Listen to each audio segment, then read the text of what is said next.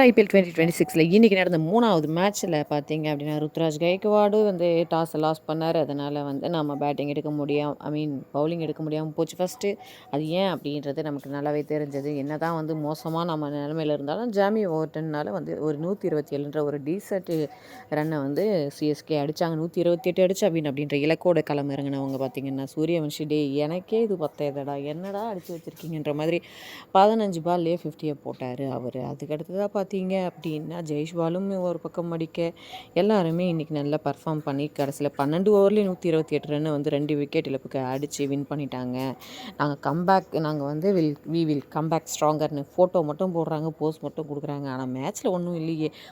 ஒரு விக்கெட்டு போனால் இன்னொருத்தவங்க ஸ்ட்ராங்காக நிற்கணும், அந்த பேசிக் இதுவே இல்லையே அப்படின்ட்டு நாங்கள் சொல்ல வெளில பேசிக்கிறாங்க. அடுத்து பார்த்தீங்க அப்படின்னா முதல் இடத்துல ஆர்ஆரும் கடைசி இடத்துல சிஎஸ்கேவும் யூஸ்வலாக இருக்கிற இடத்துல இருக்காங்க.